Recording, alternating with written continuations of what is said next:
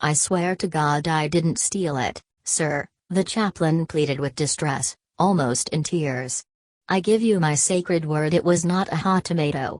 Chaplain, do you believe in God? Yes, sir. Of course I do.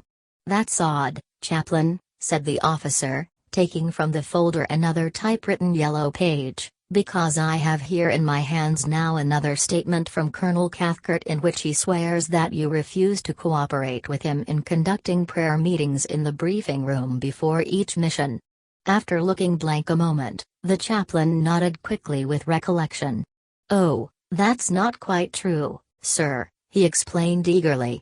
Colonel Cathcart gave up the idea himself once he realized enlisted men pray to the same God as officers. He did what? Exclaimed the officer in disbelief. What nonsense! Declared the red-faced colonel, and swung away from the chaplain with dignity and annoyance. Does he expect us to believe that? Cried the major incredulously. The officer without insignia chuckled acidly. Chaplain, aren't you stretching things a bit far now? He inquired with a smile that was indulgent and unfriendly. But, sir, it's the truth, sir. I swear it's the truth. I don't see how that matters one way or the other, the officer answered nonchalantly, and reached sideways again toward the open folder filled with papers. Chaplain, did you say you did believe in God in answer to my question? I don't remember. Yes, sir. I did say so, sir. I do believe in God. Then that really is very odd, chaplain, because I have here another affidavit from Colonel Cathcart that states you once told him atheism was not against the law. Do you recall ever making a statement like that to anyone? The chaplain nodded without any hesitation, feeling himself on very solid ground now. Yes, sir, I did make a statement like that. I made it because it's true. Atheism is not against the law. But that's still no reason to say so, chaplain, is it? The officer chided tartly, frowning, and picked up still one more typewritten, notarized page from the folder. And here I have another sworn statement from Sergeant Whitcomb that says you opposed his plan of sending letters of condolence over Colonel Cathcart's signature to the next of kin of men killed or wounded in combat. Is that true? Yes, sir, I did oppose it, answered the chaplain. And I'm proud that I did. Those letters are insincere and dishonest. Their only purpose is to bring glory to Colonel Cathcart. But what difference does that make? Replied the officer. They still bring solace and comfort to the families that receive them, don't they?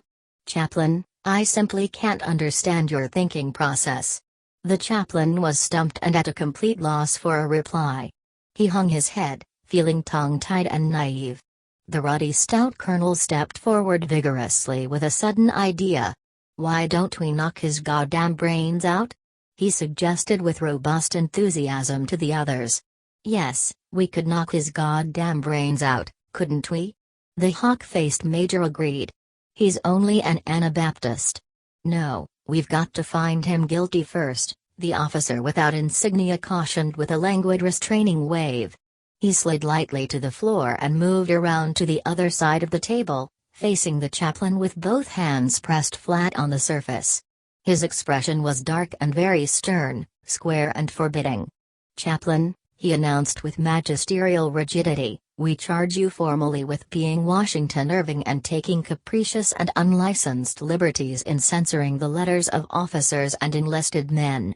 Are you guilty or innocent? Innocent, sir. The chaplain licked dry lips with a dry tongue and leaned forward in suspense on the edge of his chair. Guilty, said the colonel. Guilty, said the major. Guilty it is, then, remarked the officer without insignia, and wrote a word on a page in the folder. Chaplain, he continued, looking up, we accuse you also of the commission of crimes and infractions we don't even know about yet. Guilty or innocent? I don't know, sir. How can I say if you don't tell me what they are? How can we tell you if we don't know? Guilty, decided the colonel. Sure he's guilty, agreed the major. If they're his crimes and infractions, he must have committed them. Guilty it is, then, chanted the officer without insignia, and moved off to the side of the room. "He's all yours, Colonel." "Thank you," commended the colonel. "You did a very good job." He turned to the chaplain. "Okay, chaplain, the jig's up. Take a walk." The chaplain did not understand. "What do you wish me to do?" "Go on, beat it, I told you." The colonel roared, jerking a thumb over his shoulder angrily. "Get the hell out of here." The chaplain was shocked by his bellicose words and tone and, to his own amazement and mystification, deeply chagrined that they were turning him loose. "Aren't you even going to punish me?" he inquired with querulous surprise. "You are damned right we're going to punish you. But we're certainly not going to let you hang around while we decide how and when to do it. So get going. Hit the road."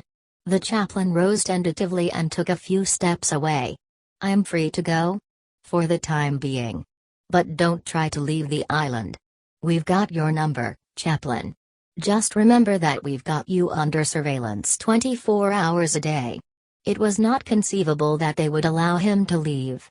The chaplain walked toward the exit gingerly, expecting at any instant to be ordered back by a peremptory voice or halted in his tracks by a heavy blow on the shoulder or the head. They did nothing to stop him.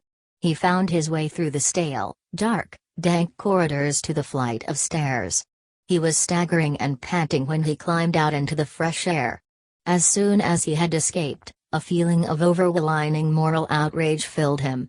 He was furious, more furious at the atrocities of the day than he had ever felt before in his whole life. He swept through the spacious, echoing lobby of the building in a temper of scalding and vindictive resentment. He was not going to stand for it anymore, he told himself. He was simply not going to stand for it. When he reached the entrance, he spied, with a feeling of good fortune, Colonel Korn trotting up the wide steps alone. Bracing himself with a deep breath, the chaplain moved courageously forward to intercept him. "Colonel, I'm not going to stand for it anymore," he declared with vehement determination, and watched in dismay as Colonel Korn went trotting by up the steps without even noticing him. "Colonel Korn." The tubby, loose figure of his superior officer stopped, turned and came trotting back down slowly. "What is it, chaplain?" "Colonel Korn, I want to talk to you about the crash this morning. It was a terrible thing to happen, terrible." Colonel Korn was silent a moment, regarding the chaplain with a glint of cynical amusement. "Yes, chaplain, it certainly was terrible," he said finally. "I don't know how we're going to write this one up without making ourselves look bad." "That isn't what I meant," the chaplain scolded firmly without any fear at all. Some of those 12 men had already finished their 70 missions. Colonel Korn laughed. "Would it be any less terrible if they had all been new men?" he inquired caustically. Once again the chaplain was stumped. Immoral logic seemed to be confounding him at every turn. He was less sure of himself than before when he continued, and his voice wavered. "Sir, it just isn't right to make the men in this group fly 80 missions when the men in other groups are being sent home with 50 and 55. We'll take the matter under consideration," Colonel Korn said with bored disinterest, and started away. "Adios, Padre." "What does that mean, sir?" the chaplain persisted in a voice turning shrill. Colonel Korn stopped with an unpleasant expression and took a step back down. "It means we'll think about it, Padre," he answered with sarcasm and contempt. "You wouldn't want us to do anything without thinking about it, would you?" "No, sir, I suppose not. But you have been thinking about it, haven't you?" "Yes, Padre, we have been thinking about it. But to make you happy, we'll think about it some more, and you'll be the first person we'll tell if we reach a new decision. And now, adios." Colonel Korn whirled away again and hurried up the stairs. "Colonel Korn." The chaplain's cry made Colonel Korn stop once more. His head swung slowly around toward the chaplain with a look of morose impatience. Words gushed from the chaplain in a nervous torrent. "Sir, I would like your permission to take the matter to General Dreedel. I want to bring my protests to Wing Headquarters." Colonel Korn's thick, dark jowls inflated unexpectedly with a suppressed guffaw, and it took him a moment to reply. "That's all right, Padre," he answered with mischievous merriment, trying hard to keep a straight face. You have my permission to speak to General Dreedle. Thank you, sir. I believe it only fair to warn you that I think I have some influence with General Dreedle. It's good of you to warn me, Padre. And I believe it only fair to warn you that you won't find General Dreedle at Wing. Colonel Corn grinned wickedly and then broke into triumphant laughter. General Dreedle is out, Padre. And General Peckham is in. We have a new wing commander. The chaplain was stunned. General Peckham. That's right, Chaplain. Have you got any influence with him? Why, I don't even know General Peckham, the chaplain protested wretchedly. Colonel Corn laughed again. That's too bad, Chaplain, because Colonel Cathcart knows him very well. Colonel Corn chuckled steadily with gloating relish for another second or two and then stopped abruptly. And by the way, Padre, he warned coldly, poking his finger once into the chaplain's chest. The jig is up between you and Dr. Stubbs. We know very well he sent you up here to complain today. Dr. Stubbs? The chaplain shook his head in baffled protest. I haven't seen Dr. Stubbs, Colonel. I was brought here by 3 strange officers who took me down into the cellar without authority and questioned and insulted me. Colonel Corn poked the chaplain in the chest once more. You know damned well Dr. Stubbs has been telling the men in his squadron they didn't have to fly more than 70 missions. He laughed harshly. Well, Padre, they do have to fly more than 70 missions, because we're transferring Dr. Stubbs to the Pacific. So adios, Padre. Adios. 37 General Dreedle was out, and General Peckham was in, and General Peckham had hardly moved inside General Dreedle's office to replace him when his splendid military victory began falling to pieces around him. General Syscope? He inquired unsuspectingly of the sergeant in his new office who brought him word of the order that had come in that morning. You mean Colonel Syscope, don't you? No, sir, General Syscope. He was promoted to general this morning, sir. Well, that's certainly curious. Syscope? A general? What grade? Lieutenant General, sir, and Lieutenant General. Yes, sir. And he wants you to issue no orders to anyone in your command without first clearing them through him. Well, I'll be damned, mused General Peckham with astonishment, swearing aloud for perhaps the first time in his life. Cargill, did you hear that? Syscope was promoted way up to Lieutenant General. I'll bet that promotion was intended for me and they gave it to him by mistake. Colonel Cargill had been rubbing his sturdy chin reflectively. Why is he giving orders to us? General Peckham's sleek, scrubbed, distinguished face tightened. Yes, Sergeant, he said slowly with an uncomprehending frown. Why is he issuing orders to us if he's still in special services and we're in combat operations? That's another change that was made this morning, sir. All combat operations are now under the jurisdiction of special services. General Syscope is our new commanding officer. General Peckham let out a sharp cry. Oh, my God! He wailed, and all his practical composure went up in hysteria. Syscope in charge? Syscope? He pressed his fists down on his eyes with horror. Cargill, get me wintergreen. Syscope? Not Syscope. All phones began ringing at once. A corporal ran in and saluted. Sir, there's a chaplain outside to see you with news of an injustice in Colonel Cathcart's squadron. Send him away, send him away. We've got enough injustices of our own. Where's Wintergreen? Sir, General Syscope is on the phone. He wants to speak to you at once. Tell him I haven't arrived yet. Good Lord! General Peckham screamed, as though struck by the enormity of the disaster for the first time. Syscope? The man's a moron. I walked all over that blockhead, and now he's my superior officer. Oh, my lord. Cargill. Cargill, don't desert me. Where's Wintergreen? Sir, I have an ex-Sergeant Wintergreen on your other telephone. He's been trying to reach you all morning. General, I can't get Wintergreen, Colonel Cargill shouted. His line is busy. General Peckham was perspiring freely as he lunged for the other telephone. Wintergreen. Peckham, you son of a bitch, Wintergreen, have you heard what they've done? What have you done, you stupid bastard? They put Syscope in charge of everything. Wintergreen was shrieking with rage and panic. You and your goddamn memorandums. They've gone and transferred combat operations to special services. Oh, no, moaned General Peckham. Is that what did it? My memoranda. Is that what made them put Syscope in charge? Why didn't they put me in charge? Because you weren't in special services anymore. You transferred out and left him in charge. And do you know what he wants? Do you know what the bastard wants us all to do? Sir, I think you'd better talk to General Syscope, pleaded the sergeant nervously. He insists on speaking to someone. Cargill, talk to Syscope for me. I can't do it.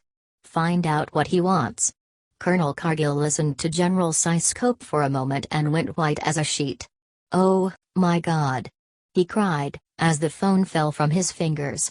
Do you know what he wants? He wants us to march. He wants everybody to march. 38 Kid Sister Yossarian marched backward with his gun on his hip and refused to fly any more missions. He marched backward because he was continuously spinning around as he walked to make certain no one was sneaking up on him from behind. Every sound to his rear was a warning, every person he passed a potential assassin. He kept his hand on his gun butt constantly and smiled at no one but Hungry Joe. He told Captain Pilchard and Captain Wren that he was through flying. Captain Pilchard and Captain Wren left his name off the flight schedule for the next mission and reported the matter to group headquarters. Colonel Corn laughed calmly. What the devil do you mean, he won't fly more missions? He asked with a smile, as Colonel Cathcart crept away into a corner to brood about the sinister import of the name Yossarian popping up to plague him once again. Why won't he? His friend Nately was killed in the crash over Spessa. Maybe that's why. Who does he think he is, Achilles? Colonel Corn was pleased with the simile and filed a mental reminder to repeat it the next time he found himself in General Peckham's presence. He has to fly more missions. He has no choice. Go back and tell him you'll report the matter to us if he doesn't change his mind. We already did tell him that, sir. It made no difference. What does Major say? We never see Major. He seems to have disappeared.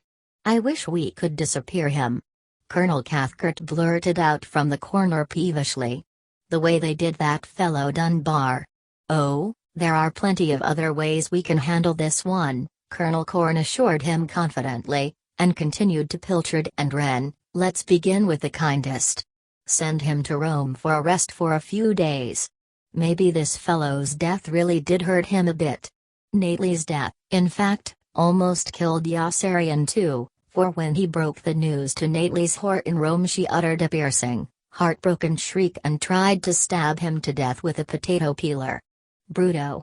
She howled at him in hysterical fury as he bent her arm up around behind her back and twisted gradually until the potato peeler dropped from her grasp. Bruto. Bruto. She lashed at him swiftly with the long-nailed fingers of her free hand and raked open his cheek. She spat in his face viciously. What's the matter? He screamed in stinging pain and bewilderment, flinging her away from him all the way across the room to the wall. What do you want from me? She flew back at him with both fists flailing and bloodied his mouth with a solid punch before he was able to grab her wrists and hold her still. Her hair tossed wildly. Tears were streaming in single torrents from her flashing, hate-filled eyes as she struggled against him fiercely in an irrational frenzy of maddened might, snarling and cursing savagely and screaming Bruto. Bruto. Each time he tried to explain. Her great strength caught him off guard, and he lost his footing. She was nearly as tall as Yossarian, and for a few fantastic, terror-filled moments he was certain she would overpower him in her crazed determination, crush him to the ground and rip him apart mercilessly limb from limb for some heinous crime he had never committed. He wanted to yell for help as they strove against each other frantically in a grunting, panting stalemate, arm against arm. At last she weakened, and he was able to force her back and plead with her to let him talk, swearing to her that Nately's death had not been his fault. She spat in his face again, and he pushed her away hard in disgusted anger and frustration. She hurled herself down toward the potato peeler the instant he released her. He flung himself down after her, and they rolled over each other on the floor several times before he could tear the potato peeler away. She tried to trip him with her hand as he scrambled to his feet and scratched an excruciating chunk out of his ankle. He hopped across the room in pain and threw the potato peeler out the window. He heaved a huge sigh of relief once he saw he was safe. "Now, please let me explain something to you," he cajoled in a mature, reasoning, earnest voice. She kicked him in the groin. Whoosh! Went the air out of him, and he sank down on his side with a shrill and ululating cry, doubled up over his knees in chaotic agony and retching for breath. Nately's whore ran from the room. Yossarian staggered up to his feet not a moment too soon, for she came charging back in from the kitchen carrying a long bread knife. A moan of incredulous dismay wafted from his lips as, still clutching his throbbing, tender, burning bowels in both hands, he dropped his full weight down against her shins and knocked her legs out from under her. She flipped completely over his head and landed on the floor on her elbows with a jarring thud. The knife skittered free, and he slapped it out of sight under the bed. She tried to lunge after it, and he seized her by the arm and yanked her up. She tried to kick him in the groin again, and he slung her away with a violent oath of his own. She slammed into the wall off balance and smashed a chair over into a vanity table covered with combs, hairbrushes and cosmetic jars that all went crashing off. A framed picture fell to the floor at the other end of the room, the glass front shattering. "What do you want from me?" he yelled at her in whining and exasperated confusion. "I didn't kill him." She hurled a heavy glass ashtray at his head. He made a fist and wanted to punch her in the stomach when she came charging at him again, but he was afraid he might harm her. He wanted to clip her very neatly on the point of the jaw and run from the room, but there was no clear target, and he merely skipped aside neatly at the last second and helped her along past him with a strong shove. She banged hard against the other wall. Now she was blocking the door. She threw a large vase at him. Then she came at him with a full wine bottle and struck him squarely on the temple, knocking him down half-stunned on one knee. His ears were buzzing, his whole face was numb. More than anything else, he was embarrassed. He felt awkward because she was going to murder him. He simply did not understand what was going on. He had no idea what to do. But he did know he had to save himself, and he catapulted forward off the floor when he saw her raise the wine bottle to clout him again and barreled into her midriff before she could strike him. He had momentum, and he propelled her before him backward in his driving rush until her knees buckled against the side of the bed and she fell over onto the mattress with Yossarian sprawled on top of her between her legs. She plunged her nails into the side of his neck and gouged as he worked his way up the supple, full hills and ledges of her rounded body until he covered her completely and pressed her into submission, his fingers pursuing her thrashing arm persistently until they arrived at the wine bottle finally and wrenched it free. She was still kicking and cursing and scratching ferociously. She tried to bite him cruelly, her coarse, sensual lips stretched back over her teeth like an enraged omnivorous beast's. Now that she lay captive beneath him, he wondered how he would ever escape her without leaving himself vulnerable. He could feel the tensed, straddling inside of her buffeting thighs and knees squeezing and churning around one of his legs. He was stirred by thoughts of sex that made him ashamed.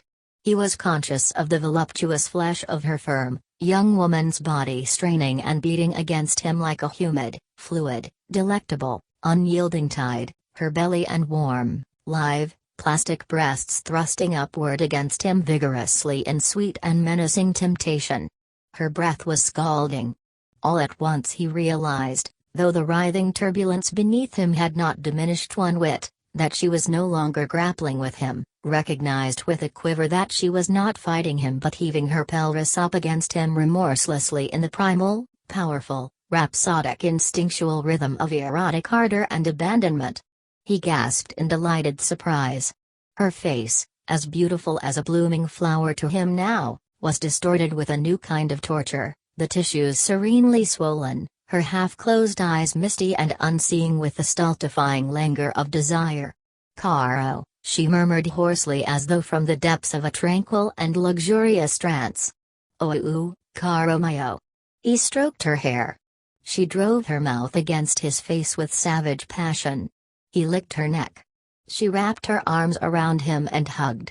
He felt himself falling ecstatically in love with her as she kissed him again and again with lips that were steaming and wet and soft and hard, mumbling deep sounds to him adoringly in an incoherent oblivion of rapture, one caressing hand on his back slipping deftly down inside his trouser belt while the other groped secretly and treacherously about on the floor for the bread knife and found it. He saved himself just in time. She still wanted to kill him. He was shocked and astounded by her depraved subterfuge as he tore the knife from her grasp and hurled it away. He bounded out of the bed to his feet. His face was agog with befuddlement and disillusion. He did not know whether to dart through the door to freedom or collapse on the bed to fall in love with her and place himself abjectly at her mercy again. She spared him from doing either by bursting unpredictably into tears. He was stunned again. This time she wept with no other emotion than grief, profound, debilitating, humble grief, forgetting all about him. Her desolation was pathetic as she sat with her tempestuous, proud, lovely head bowed, her shoulders sagging, her spirit melting. This time there was no mistaking her anguish. Great racking sobs choked and shook her. She was no longer aware of him, no longer cared. He could have walked from the room safely then. But he chose to remain and console and help her. "Please," he urged her inarticulately with his arm about her shoulders, recollecting with pained sadness how inarticulate and enfeebled he had felt in the plane coming back from Avignon when Snowdon kept whimpering to him that he was cold, and all Yossarian could offer him in return was there. "Please," he repeated to her sympathetically. "Please, please." She rested against him and cried until she seemed too weak to cry any longer, and did not look at him once until he extended his handkerchief when she had finished. She wiped her cheeks with a tiny, polite smile and gave the handkerchief back, murmuring "Grazie, grazie" with meek, maidenly propriety, and then, without any warning whatsoever of a change in mood, clawed suddenly at his eyes with both hands. She landed with each and let out a victorious shriek. "Ha! Assassino!" she hooted, and raced joyously across the room for the bread knife to finish him off. Half blinded, he rose and stumbled after her. A noise behind him made him turn. His senses reeled in horror at what he saw. Nately's Horace kid sister, of all people, was coming after him with another long bread knife. "Oh, no," he wailed with a shudder, and he knocked the knife out of her hand with a sharp downward blow on her wrist. He lost patience entirely with the whole grotesque and incomprehensible melee. There was no telling who might lunge at him next through the doorway with another long bread knife, and he lifted Nately's Horace kid sister off the floor, threw her at Nately's whore and ran out of the room, out of the apartment and down the stairs. The two girls chased out into the hall after him. He heard their footsteps lag farther and farther behind as he fled and then cease altogether. He heard sobbing directly overhead. Glancing backward up the stairwell, he spied Nately's whore sitting in a heap on one of the steps, weeping with her face in both hands, while her pagan, irrepressible kid sister hung dangerously over the banister shouting "Bruto! Bruto!" down at him happily and brandished her bread knife at him as though it were an exciting new toy she was eager to use. Yossarian escaped, but kept looking back over his shoulder anxiously as he retreated through the street. People stared at him strangely, making him more apprehensive. He walked in nervous haste, wondering what there was in his appearance that caught everyone's attention. When he touched his hand to a sore spot on his forehead, his fingers turned gooey with blood, and he understood. He dabbed his face and neck with a handkerchief. Wherever it pressed, he picked up new red smudges. He was bleeding everywhere. He hurried into the Red Cross building and down the 2 steep flights of white marble stairs to the men's washroom, where he cleansed and nursed his innumerable visible wounds with cold water and soap and straightened his shirt collar and combed his hair. He had never seen a face so badly bruised and scratched as the one still blinking back at him in the mirror with a dazed and startled uneasiness. What on earth had she wanted from him? When he left the men's room, Natalie's whore was waiting outside in ambush. She was crouched against the wall near the bottom of the staircase and came pouncing down upon him like a hawk with a glittering silver steak knife in her fist. He broke the brunt of her assault with his upraised elbow and punched her neatly on the jaw. Her eyes rolled. He caught her before she dropped and sat her down gently. Then he ran up the steps and out of the building and spent the next 3 hours hunting through the city for Hungry Joe so that he could get away from Rome before she could find him again.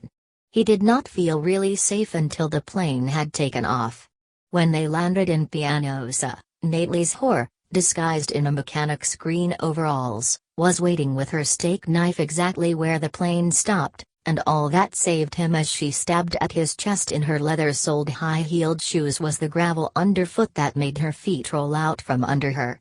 Yossarian, astounded, hauled her up into the plane and held her motionless on the floor in a double arm lock while Hungry Joe radioed the control tower for permission to return to Rome.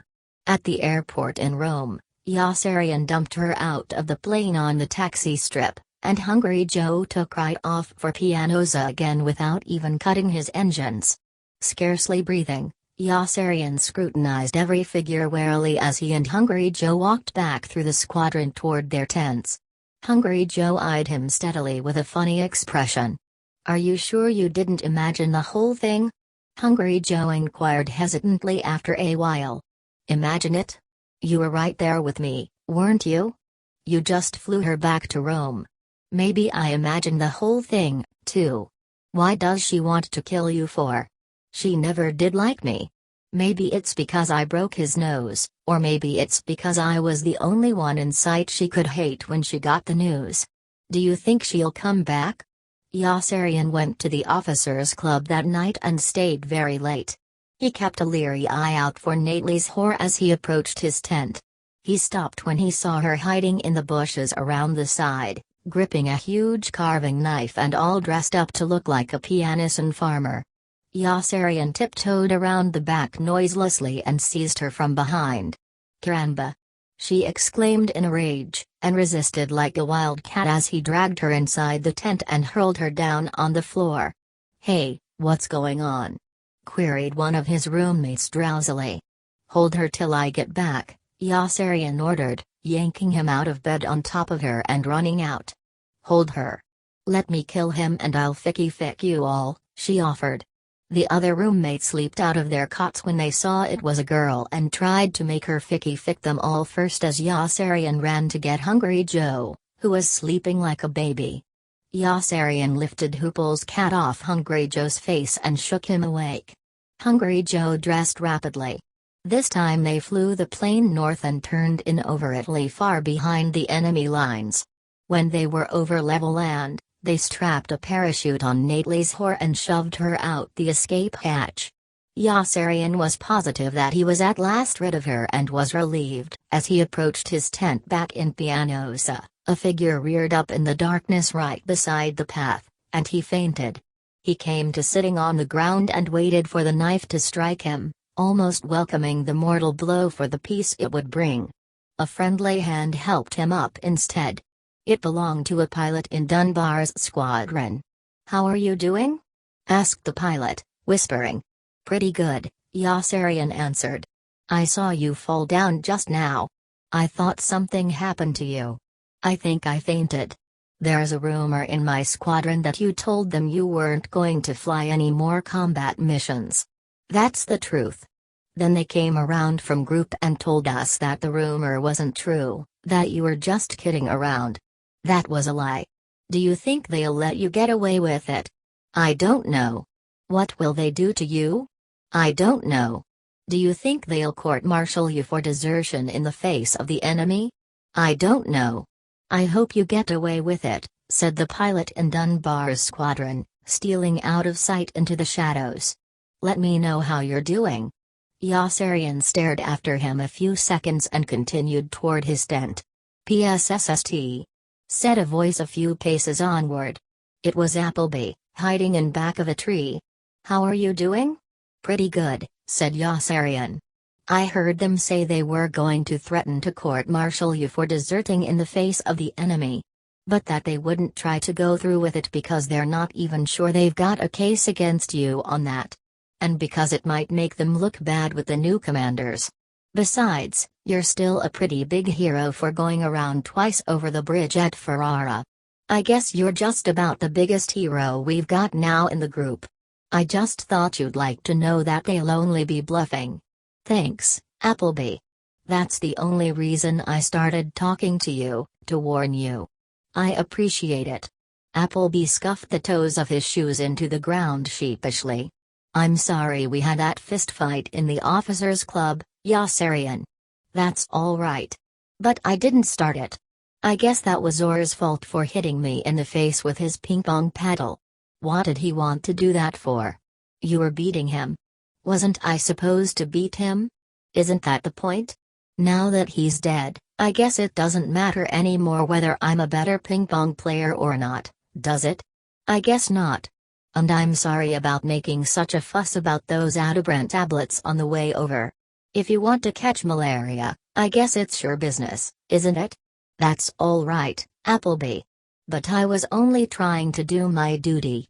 I was obeying orders. I was always taught that I had to obey orders. That's all right. You know, I said to Colonel Korn and Colonel Cathcart that I didn't think they ought to make you fly any more missions if you didn't want to, and they said they were very disappointed in me. Yossarian smiled with rueful amusement. I'll bet they are. Well, I don't care. Hell, you've flown 71. That ought to be enough. Do you think they'll let you get away with it? No. Say, if they do let you get away with it, they'll have to let the rest of us get away with it, won't they? That's why they can't let me get away with it. What do you think they'll do? I don't know. Do you think they will try to court-martial you? I don't know. Are you afraid? Yes. Are you going to fly more missions? No. I hope you do get away with it, Appleby whispered with conviction. I really do. Thanks, Appleby. I don't feel too happy about flying so many missions either now that it looks as though we've got the war won. I'll let you know if I hear anything else. Thanks, Appleby. Hey! Called a muted, peremptory voice from the leafless shrubs growing beside his tent in a waist-high clump after Appleby had gone. Havermeyer was hiding there in a squat. He was eating peanut brittle, and his pimples and large, oily pores looked like dark scales. How you doing? He asked when Yossarian had walked to him. Pretty good. Are you going to fly more missions? No. Suppose they try to make you? I won't let them. Are you yellow? Yes. Will they court-martial you? They'll probably try. What did Major say? Major's gone. Did they disappear him? I don't know. What will you do if they decide to disappear you? I'll try to stop them. Didn't they offer you any deals or anything if you did fly? Pilchard and Wren said they'd arrange things so I'd only go on milk runs. Havermeyer perked up. Say, that sounds like a pretty good deal. I wouldn't mind a deal like that myself. I bet you snapped it up. I turned it down. That was dumb. Havermeyer's stolid, dull face furrowed with consternation. Say, a deal like that wasn't so fair to the rest of us, was it? If you only flew on milk runs, then some of us would have to fly your share of the dangerous missions, wouldn't we? That's right. Say, I don't like that, Havermeyer exclaimed, rising resentfully with his hands clenched on his hips. I don't like that a bit. That's a real royal screwing they're getting ready to give me just because you're too goddamn yellow to fly any more missions, isn't it? Take it up with them, said Yossarian and moved his hand to his gun vigilantly. No, I'm not blaming you, said Havermeyer, even though I don't like you. You know, I'm not too happy about flying so many missions anymore either. Isn't there some way I can get out of it, too? Yossarian snickered ironically and joked, "Put a gun on and start marching with me." Havermeyer shook his head thoughtfully. "Nah, I couldn't do that. I might bring some disgrace on my wife and kid if I acted like a coward. Nobody likes a coward. Besides, I want to stay in the reserves when the war is over. You get $500 a year if you stay in the reserves. Then fly more missions." "Yeah, I guess I have to. Say, do you think there's any chance they might take you off combat duty and send you home?" "No. But if they do and let you take one person with you, will you pick me?" "Don't pick anyone like Appleby. Pick me." "Why in the world should they do something like that?" "I don't know. But if they do, just remember that I asked you first, will you? And let me know how you're doing. I'll wait for you here in these bushes every night. Maybe if they don't do anything bad to you, I won't fly any more missions either. Okay?" All the next evening, people kept popping up at him out of the darkness to ask him how he was doing, appealing to him for confidential information with weary, troubled faces on the basis of some morbid and clandestine kinship he had not guessed existed. People in the squadron he barely knew popped into sight out of nowhere as he passed and asked him how he was doing. Even men from other squadrons came one by one to conceal themselves in the darkness and pop out. Everywhere he stepped after sundown someone was lying in wait to pop out and ask him how he was doing. People popped out at him from trees and bushes, from ditches and tall weeds, from around the corners of tents and from behind the fenders of parked cars. Even one of his roommates popped out to ask him how he was doing and pleaded with him not to tell any of his other roommates he had popped out. Yossarian drew near each beckoning, overly cautious silhouette with his hand on his gun, never knowing which hissing shadow would finally turn dishonestly into Nately's horror or, worse, into some duly constituted governmental authority sent to club him ruthlessly into insensibility. It began to look as if they would have to do something like that. They did not want to court-martial him for desertion in the face of the enemy because 135 miles away from the enemy could hardly be called the face of the enemy, and because Yossarian was the one who had finally knocked down the bridge at Ferrara by going around twice over the target and killing Kraft. He was always almost forgetting Kraft when he counted the dead men he knew. But they had to do something to him, and everyone waited grimly to see what horrible thing it would be. During the day, they avoided him, even Arfi, and Yossarian understood that they were different people together in daylight than they were alone in the dark. He did not care about them at all as he walked about backward with his hand on his gun and awaited the latest blandishments, threats and inducements from Group each time Captains Pilchard and Wren drove back from another urgent conference with Colonel Cathcart and Colonel Korn. Hungry Joe was hardly around, and the only other person who ever spoke to him was Captain Black, who called him old blood and guts in a merry, taunting voice each time he hailed him and who came back from Rome toward the end of the week to tell him Nately's whore was gone. Yossarian turned sorry with a stab of yearning and remorse. He missed her. "Gone?" he echoed in a hollow tone. "Yeah, gone." Captain Black laughed, his bleary eyes narrow with fatigue and his peaked, sharp face sprouting as usual with his sparse reddish blonde stubble. He rubbed the bags under his eyes with both fists. "I thought I might as well give the stupid broad another boff just for old time's sake as long as I was in Rome anyway. You know, just to keep that kid Nately's body spinning in his grave, ha, ha. Remember the way I used to needle him? But the place was empty. Was there any word from her?" prodded Yossarian, who had been brooding incessantly about the girl, wondering how much she was suffering, and feeling almost lonely and deserted without her ferocious and unappeasable attacks. "There's no one there," Captain Black exclaimed cheerfully, trying to make Yossarian understand. "Don't you understand? They're all gone. The whole place is busted." "Gone?" "Yeah, gone. Flushed right out into the street." Captain Black chuckled heartily again, and his pointed Adam's apple jumped up and down with glee inside his scraggly neck. "The joint's empty. The MPS busted the whole apartment up and drove the whores right out. Ain't that a laugh? Yossarian was scared and began to tremble. Why'd they do that? What difference does it make? Responded Captain Black with an exuberant gesture. They flushed them right out into the street. How do you like that? The whole batch. What about the kid sister? Flushed away, laughed Captain Black. Flushed away with the rest of the broads. Right out into the street. But she's only a kid. Yossarian objected passionately. She doesn't know anybody else in the whole city. What's going to happen to her? What the hell do I care?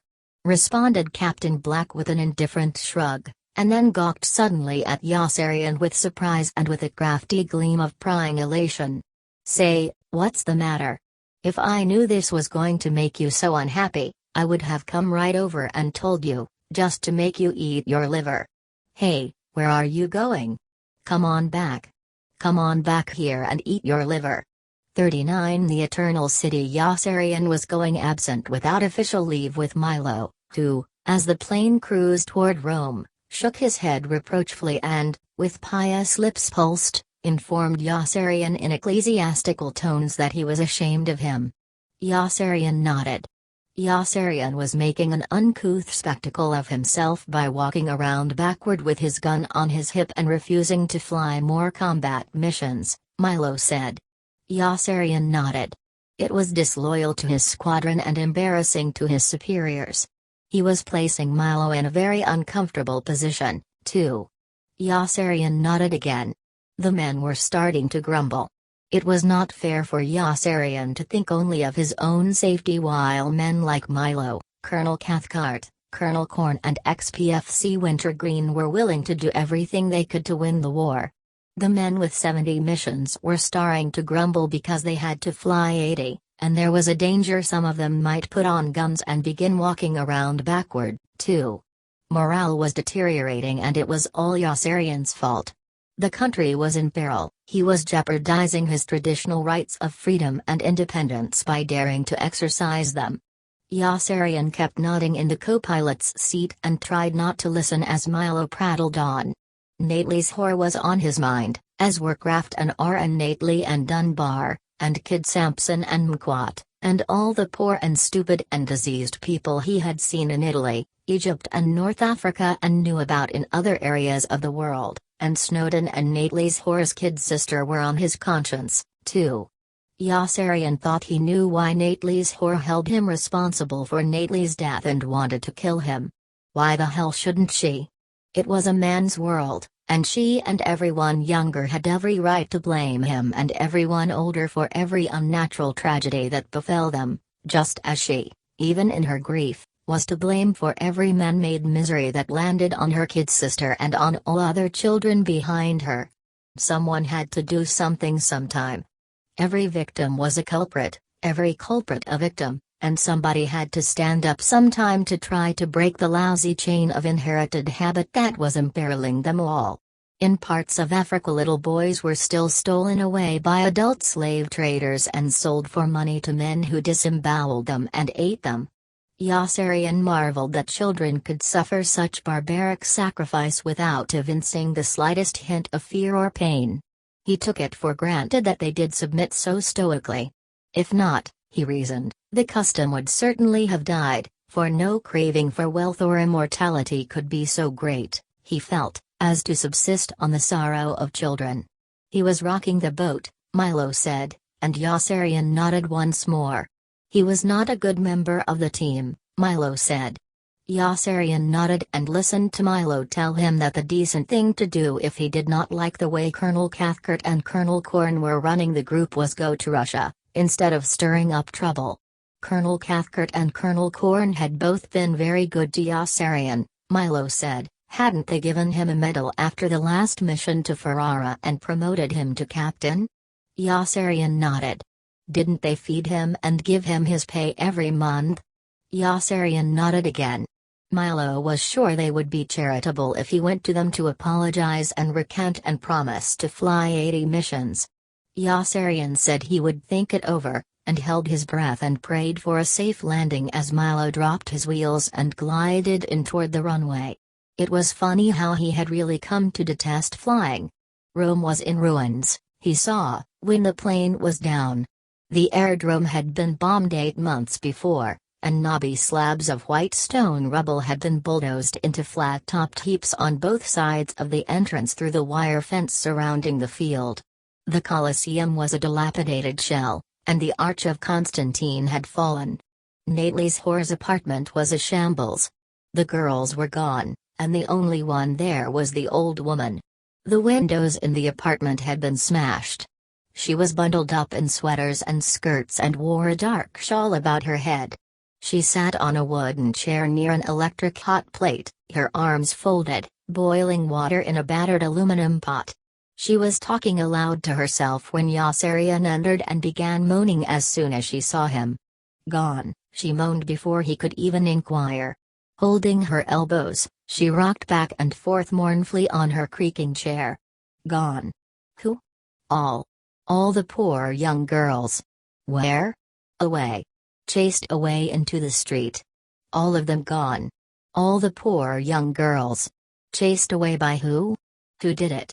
"The mean tall soldiers with the hard white hats and clubs. And by our carabinieri. They came with their clubs and chased them away. They would not even let them take their coats. The poor things. They just chased them away into the cold." "Did they arrest them?" "They chased them away. They just chased them away." "Then why did they do it if they didn't arrest them?" "I don't know," sobbed the old woman. "I don't know. Who will take care of me? Who will take care of me now that all the poor young girls are gone? Who will take care of me?" "There must have been a reason," Yossarian persisted, pounding his fist into his hand. "They couldn't just barge in here and chase everyone out." "No reason," wailed the old woman. "No reason. What right did they have?" Catch-22. "What?" Yossarian froze in his tracks with fear and alarm and felt his whole body begin to tingle. "What did you say?" Catch-22, the old woman repeated, rocking her head up and down. Catch-22. Catch-22 says they have a right to do anything we can't stop them from doing. "What the hell are you talking about?" Yossarian shouted at her in bewildered, furious protest.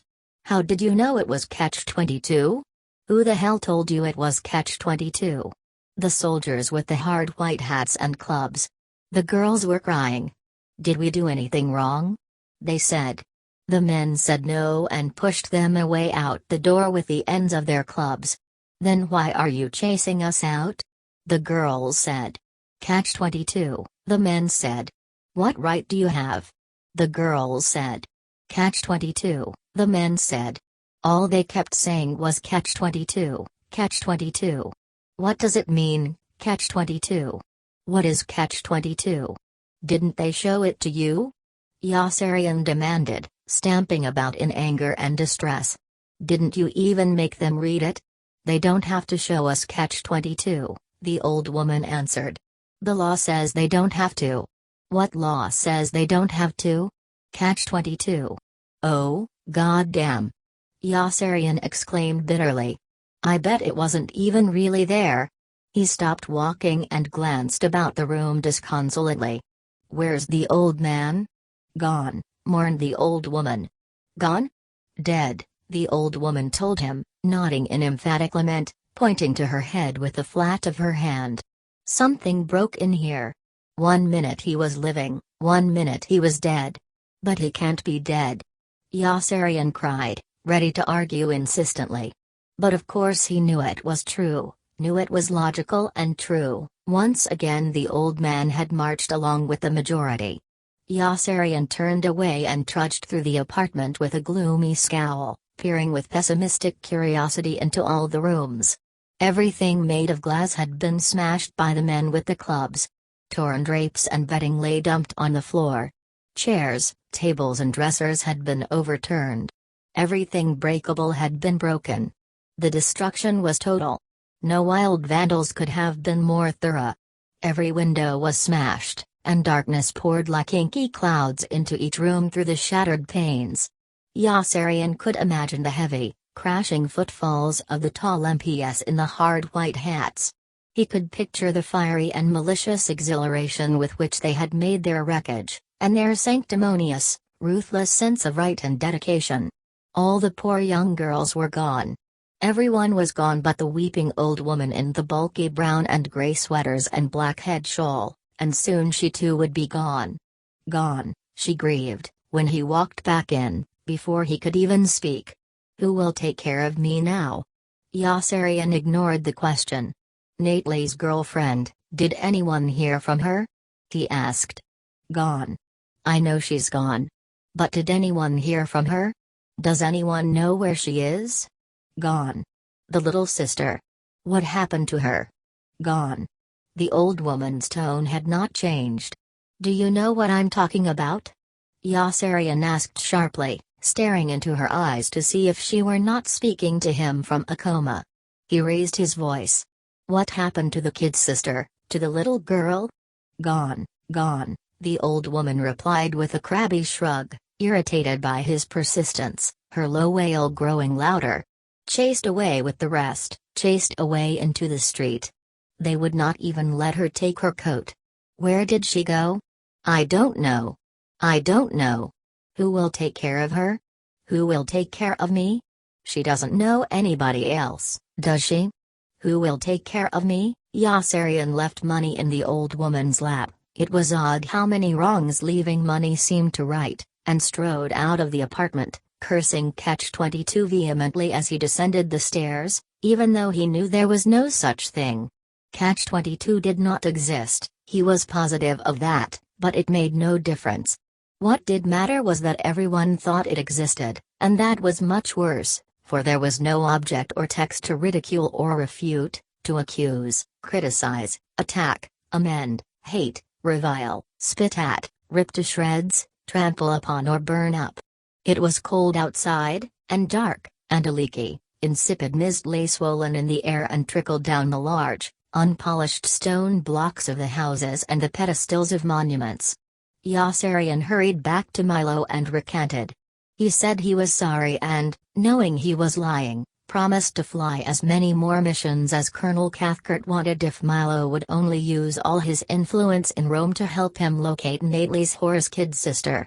She's just a 12-year-old virgin, Milo, he explained anxiously, and I want to find her before it's too late. Milo responded to his request with a benign smile. I've got just the 12-year-old virgin you're looking for, he announced jubilantly.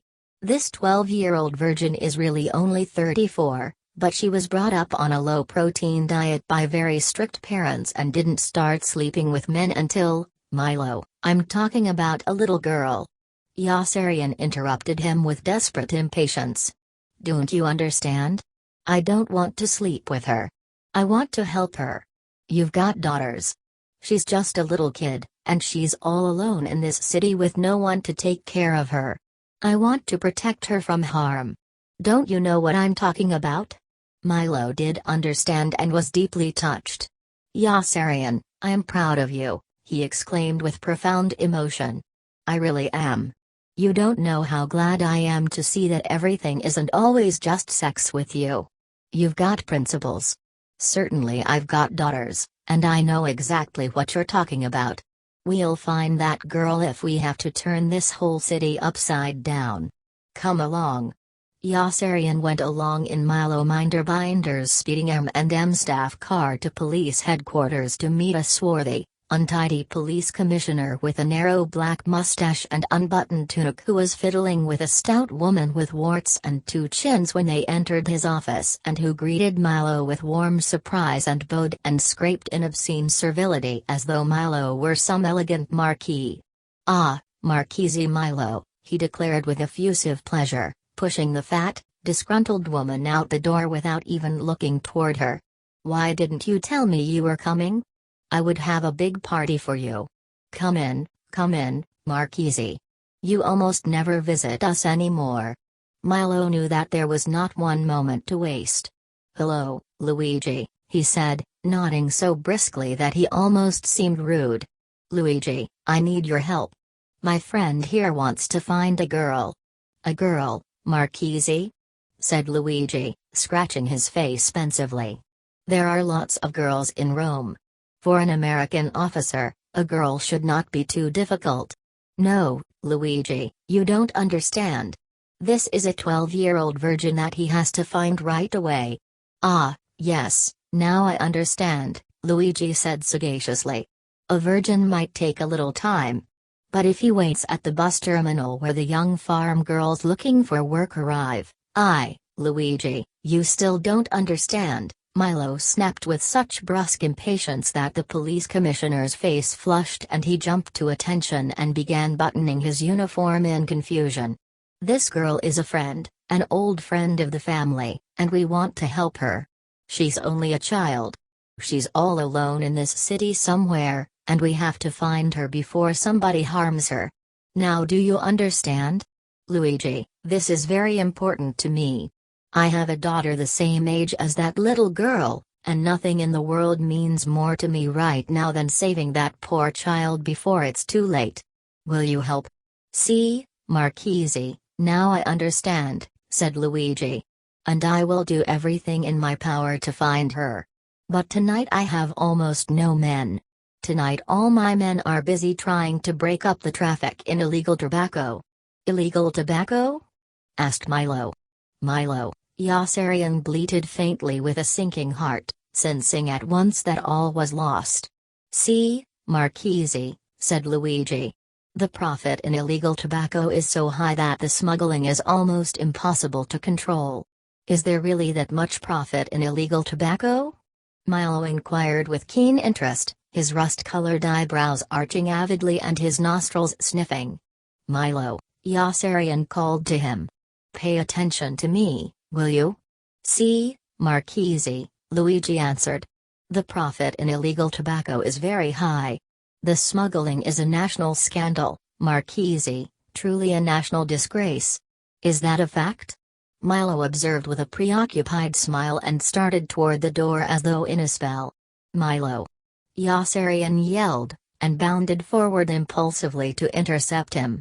Milo, you've got to help me. Illegal tobacco? Milo explained to him with a look of epileptic lust, struggling doggedly to get by. Let me go. I've got to smuggle illegal tobacco. Stay here and help me find her, pleaded Yossarian. You can smuggle illegal tobacco tomorrow. But Milo was deaf and kept pushing forward, non-violently but irresistibly, sweating, his eyes, as though he were in the grip of a blind fixation, burning feverishly, and his twitching mouth slavering. He moaned calmly as though in remote, instinctive distress and kept repeating, illegal tobacco, illegal tobacco. Yossarian stepped out of the way with resignation finally when he saw it was hopeless to try to reason with him. Milo was gone like a shot. The commissioner of police unbuttoned his tunic again and looked at Yossarian with contempt. What do you want here? He asked coldly. Do you want me to arrest you? Yossarian walked out of the office and down the stairs into the dark, tomb-like street, passing in the hall the stout woman with warts and two chins, who was already on her way back in. There was no sign of Milo outside. There were no lights in any of the windows. The deserted sidewalk rose steeply and continuously for several blocks. He could see the glare of a broad avenue at the top of the long cobblestone incline. The police station was almost at the bottom, the yellow bulbs at the entrance sizzled in the dampness like wet torches. A frigid, fine rain was falling. He began walking slowly, pushing uphill. Soon he came to a quiet, cozy, inviting restaurant with red velvet drapes in the windows and a blue neon sign near the door that said, Tony's Restaurant, fine food and drink. Keep out. The words on the blue neon sign surprised him mildly for only an instant. Nothing warped seemed bizarre anymore in his strange, distorted surroundings. The tops of the sheer buildings slanted in weird, surrealistic perspective, and the street seemed tilted. He raised the collar of his warm woolen coat and hugged it around him. The night was raw. A boy in a thin shirt and thin tattered trousers walked out of the darkness on bare feet. The boy had black hair and needed a haircut and shoes and socks. His sickly face was pale and sad. His feet made grisly, soft, sucking sounds in the rain puddles on the wet pavement as he passed, and Yossarian was moved by such intense pity for his poverty that he wanted to smash his pale, sad, sickly face with his fist and knock him out of existence because he brought to mind all the pale, sad, sickly children in Italy that same night who needed haircuts and needed shoes and socks.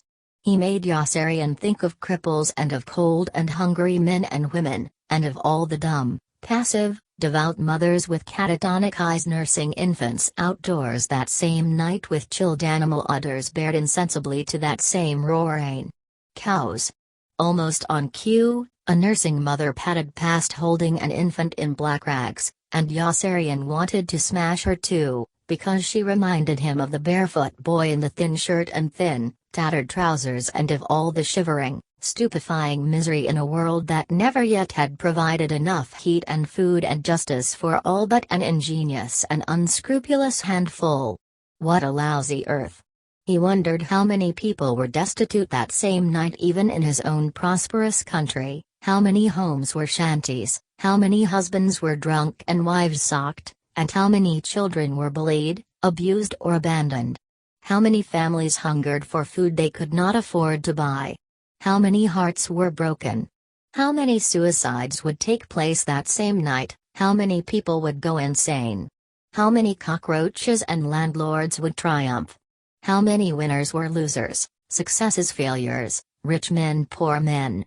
How many wise guys were stupid. How many happy endings were unhappy endings. How many honest men were liars, brave men cowards, loyal men traitors, how many sainted men were corrupt, how many people in positions of trust had sold their souls to blackguards for petty cash, how many had never had souls. How many straight and narrow paths were crooked paths. How many best families were worst families and how many good people were bad people. When you added them all up and then subtracted, you might be left with only the children, and perhaps with Albert Einstein and an old violinist or sculptor somewhere.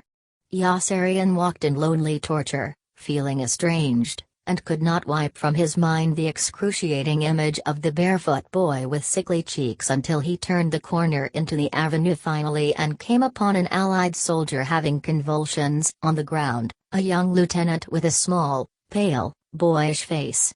6 other soldiers from different countries wrestled with different parts of him, striving to help him and hold him still. He yelped and groaned unintelligibly through clenched teeth, his eyes rolled up into his head.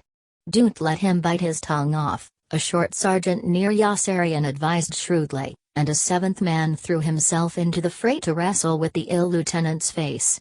All at once the wrestlers won and turned to each other undecidedly, for now that they held the young lieutenant rigid they did not know what to do with him. A quiver of moronic panic spread from one straining brute face to another. "Why don't you lift him up and put him on the hood of that car?" a corporal standing in back of Yossarian drawled. That seemed to make sense, so the 7 men lifted the young lieutenant up and stretched him out carefully on the hood of a parked car, still pinning each struggling part of him down. Once they had him stretched out on the hood of the parked car, they stared at each other uneasily again, for they had no idea what to do with him next. "Why don't you lift him up off the hood of that car and lay him down on the ground?" drawled the same corporal behind Yossarian. That seemed like a good idea, too, and they began to move him back to the sidewalk, but before they could finish, a jeep raced up with a flashing red spotlight at the side and 2 military policemen in the front seat. "What's going on?" the driver yelled. "He's having convulsions," one of the men grappling with one of the young lieutenant's limbs answered. "We are holding him still." "That's good. He's under arrest." "What should we do with him?" "Keep him under arrest," the MP shouted, doubling over with raucous laughter at his jest, and sped away in his jeep. Yossarian recalled that he had no leave papers and moved prudently past the strange group toward the sound of muffled voices emanating from a distance inside the murky darkness ahead. The broad, rain-blotched boulevard was illuminated every half-block by short, curling lampposts with eerie, shimmering glares surrounded by smoky brown mist. From a window overhead he heard an unhappy female voice pleading, "Please don't. Please don't." A despondent young woman in a black raincoat with much black hair on her face passed with her eyes lowered. At the Ministry of Public Affairs on the next block, A drunken lady was backed up against one of the fluted Corinthian columns by a drunken young soldier, while 3 drunken comrades in arms sat watching nearby on the steps with wine bottles standing between their legs. "Please don't," begged the drunken lady. "I want to go home now. Please don't." One of the sitting men cursed pugnaciously and hurled a wine bottle at Yossarian when he turned to look up. The bottle shattered harmlessly far away with a brief and muted noise. Yossarian continued walking away at the same listless, unhurried pace, hands buried in his pockets. "Come on, baby," he heard the drunken soldier urge determinedly. "It's my turn now." "Please don't," begged the drunken lady. "Please don't." At the very next corner, deep inside the dense, impenetrable shadows of a narrow, winding side street, he heard the mysterious, unmistakable sound of someone shoveling snow. The measured, labored, evocative scrape of iron shovel against concrete made his flesh crawl with terror as he stepped from the curb to cross the ominous alley and hurried onward until the haunting, incongruous noise had been left behind. Now he knew where he was. Soon, if he continued without turning, he would come to the dry fountain in the middle of the boulevard, then to the officer's apartment 7 blocks beyond. He heard snarling, inhuman voices cutting through the ghostly blackness in front suddenly. The bulb on the corner lamp post had died, spilling gloom over half the street, throwing everything visible off balance. On the other side of the intersection, a man was beating a dog with a stick like the man who was beating the horse with a whip in Raskolnikov's dream. Yossarian strained helplessly not to see or hear. The dog whimpered and squealed in brute, dumbfounded hysteria at the end of an old manila rope and groveled and crawled on its belly without resisting, but the man beat it anyway with his heavy, flat stick. A small crowd watched. A squat woman stepped out and asked him please to stop. "Mind your own business," the man barked gruffly, lifting his stick as though he might beat her too, and the woman retreated sheepishly with an abject and humiliated air. Yossarian quickened his pace to get away, almost ran. The night was filled with horrors, and he thought he knew how Christ must have felt as he walked through the world, like a psychiatrist through a ward full of nuts, like a victim through a prison full of thieves. What a welcome sight a leper must have been. At the next corner a man was beating a small boy brutally in the midst of an immobile crowd of adult spectators who made no effort to intervene. Yossarian recoiled with sickening recognition. He was certain he had witnessed that same horrible scene some time before. DJ Vu? The sinister coincidence shook him and filled him with doubt and dread. It was the same scene he had witnessed a block before, although everything in it seemed quite different. What in the world was happening? Would a squat woman step out and ask the man to please stop? Would he raise his hand to strike her and would she retreat? Nobody moved. The child cried steadily as though in drugged misery.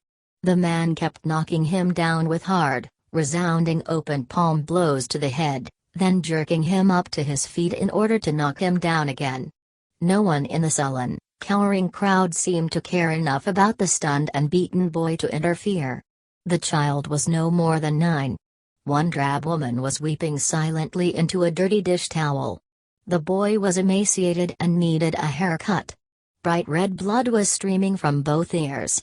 Yossarian crossed quickly to the other side of the immense avenue to escape the nauseating sight and found himself walking on human teeth lying on the drenched, glistening pavement near splotches of blood kept sticky by the pelting raindrops poking each one like sharp fingernails.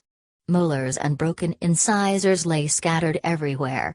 He circled on tiptoe the grotesque debris and came near a doorway containing a crying soldier holding a saturated handkerchief to his mouth, supported as he sagged by 2 other soldiers waiting in grave impatience for the military ambulance that finally came clanging up with amber fog lights on and passed them by for an altercation on the next block between a civilian Italian with books and a slew of civilian policemen with arm locks and clubs. The screaming, struggling civilian was a dark man with a face white as flour from fear. His eyes were pulsating in hectic desperation, flapping like bats' wings, as the many tall policemen seized him by the arms and legs and lifted him up. His books were spilled on the ground. "Help!" he shrieked shrilly in a voice strangling in its own emotion, as the policeman carried him to the open doors in the rear of the ambulance and threw him inside. "Police! Help! Police!" The doors were shut and bolted, and the ambulance raced away. There was a humorless irony in the ludicrous panic of the man screaming for help to the police while policemen were all around him. Yossarian smiled dryly at the futile and ridiculous cry for aid, then saw with a start that the words were ambiguous, realized with alarm that they were not, perhaps, intended as a call for police but as a heroic warning from the grave by a doomed friend to everyone who was not a policeman with a club and a gun and a mob of other policemen with clubs and guns to back him up. "Help! Police!" the man had cried, and he could have been shouting of danger.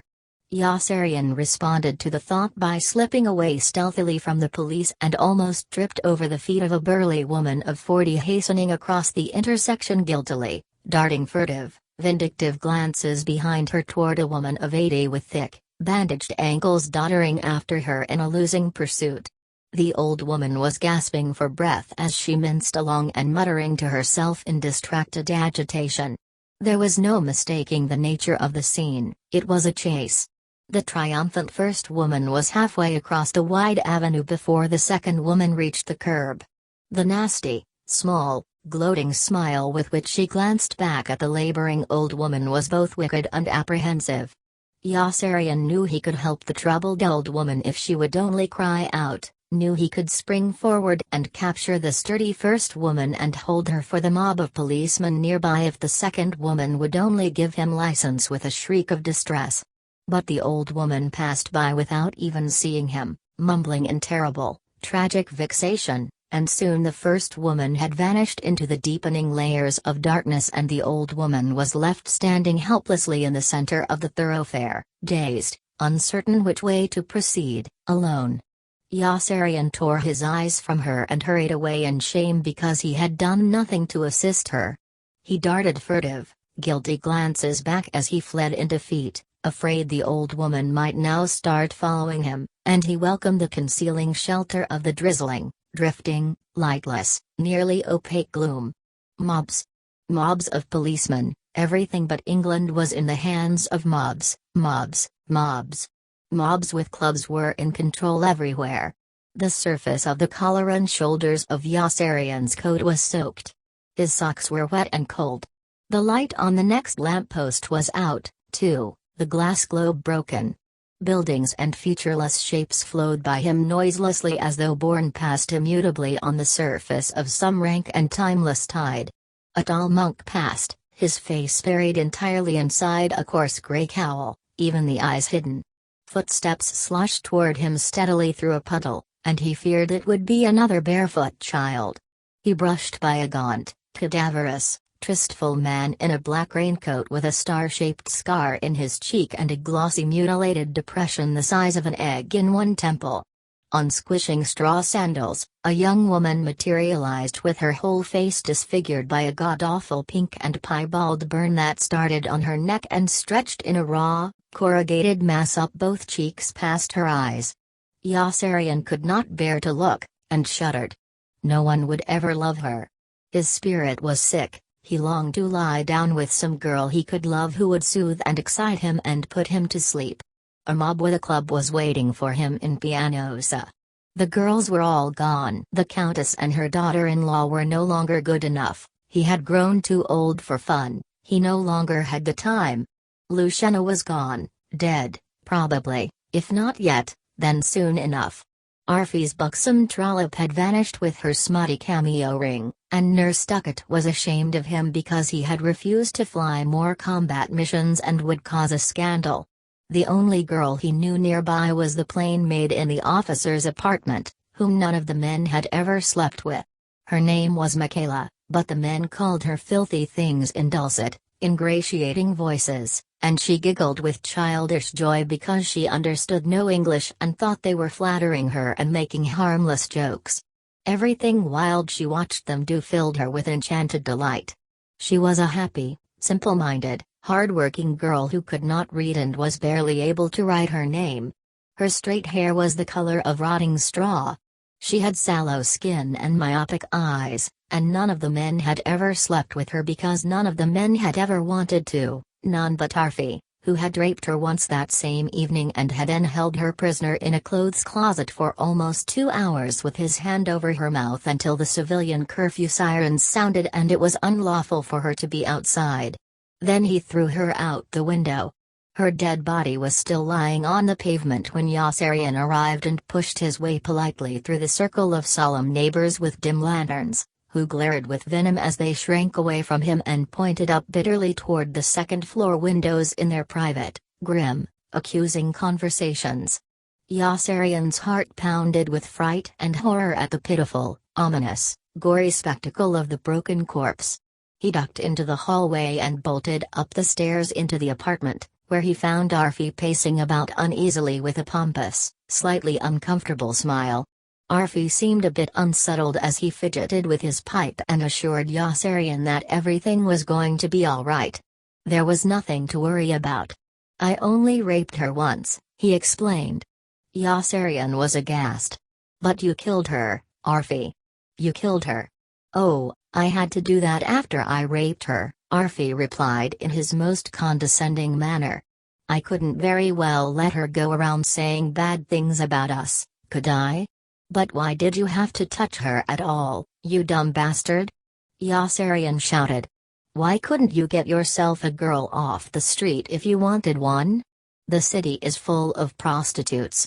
Oh, no, not me, Arfi bragged. I never paid for it in my life. Arfi, are you insane? Yossarian was almost speechless. You killed a girl. They're going to put you in jail. Oh, no, Arfi answered with a forced smile. Not me. They aren't going to put good old Arfi in jail. Not for killing her. But you threw her out the window. She's lying dead in the street. She has no right to be there, Arfi answered. It's after curfew. Stupid. Don't you realize what you've done? Yossarian wanted to grab Arfi by his well-fed, caterpillar soft shoulders and shake some sense into him. You've murdered a human being. They are going to put you in jail. They might even hang you. Oh, I hardly think they'll do that, Arfi replied with a jovial chuckle, although his symptoms of nervousness increased. He spilled tobacco crumbs unconsciously as his short fingers fumbled with the bowl of his pipe. No, siree. Not to good old Arfi. He chortled again. She was only a servant girl. I hardly think they're going to make too much of a fuss over one poor Italian servant girl when so many thousands of lives are being lost every day. Do you? Listen. Yossarian cried, almost in joy. He pricked up his ears and watched the blood drain from Arfi's face as sirens mourned far away, police sirens, and then ascended almost instantaneously to a howling, strident, onrushing cacophony of overwhelming sound that seemed to crash into the room around them from every side. Arfi, they're coming for you, he said in a flood of compassion, shouting to be heard above the noise. They're coming to arrest you. Arfi, don't you understand? You can't take the life of another human being and get away with it, even if she is just a poor servant girl. Don't you see? Can't you understand? Oh, no, Arfi insisted with a lame laugh and a weak smile. They are not coming to arrest me. Not good old Arfi. All at once he looked sick. He sank down on a chair in a trembling stupor, his stumpy, lax hands quaking in his lap. Cars skidded to a stop outside. Spotlights hit the windows immediately. Car doors slammed and police whistles screeched. Voices rose harshly. Arfi was green. He kept shaking his head mechanically with a queer, numb smile and repeating in a weak, hollow monotone that they were not coming for him, not for good old Arfi, no siree, striving to convince himself that this was so even as heavy footsteps raced up the stairs and pounded across the landing, even as fists beat on the door 4 times with a deafening, inexorable force. Then the door to the apartment flew open, and 2 large, tough, brawny MPs with icy eyes and firm, sinewy, Unsmiling jaws entered quickly, strode across the room, and arrested Yossarian. They arrested Yossarian for being in Rome without a pass. They apologized to Arfi for intruding and led Yossarian away between them, gripping him under each arm with fingers as hard as steel manacles. They said nothing at all to him on the way down. Two more tall MPs with clubs and hard white helmets were waiting outside at a closed car. They marched Yossarian into the back seat, and the car roared away and weaved through the rain and muddy fog to a police station. The MPs locked him up for the night in a cell with 4 stone walls. At dawn they gave him a pail for a latrine and drove him to the airport, where 2 more giant MPs with clubs and white helmets were waiting at a transport plane whose engines were already warming up when they arrived, the cylindrical green cowlings oozing quivering beads of condensation. None of the MPs said anything to each other either. They did not even nod. Yossarian had never seen such granite faces. The plane flew to Pianosa. 2 more silent MPs were waiting at the landing strip. There were now 8, and they filed with precise, wordless discipline into 2 cars and sped on humming tires past the 4 squadron areas to the group headquarters building, where still 2 more MPs were waiting at the parking area. All 10 tall, strong, purposeful, silent men towered around him as they turned toward the entrance. Their footsteps crunched in loud unison on the cindered ground. He had an impression of accelerating haste. He was terrified. Every one of the 10 MPs seemed powerful enough to bash him to death with a single blow. They had only to press their massive, toughened, boulderous shoulders against him to crush all life from his body. There was nothing he could do to save himself. He could not even see which 2 were gripping him under the arms as they marched him rapidly between the 2 tight single-file columns they had formed.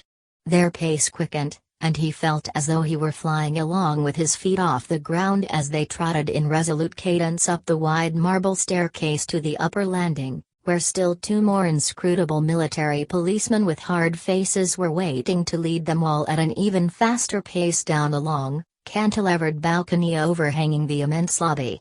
Their marching footsteps on the dull tile floor thundered like an awesome, quickening drumroll through the vacant center of the building as they moved with even greater speed and precision toward Colonel Cathcart's office, and violent winds of panic began blowing in Yossarian's ears when they turned him toward his doom inside the office, where Colonel Korn, his rump spreading comfortably on a corner of Colonel Cathcart's desk, sat waiting to greet him with a genial smile and said, "We're sending you home."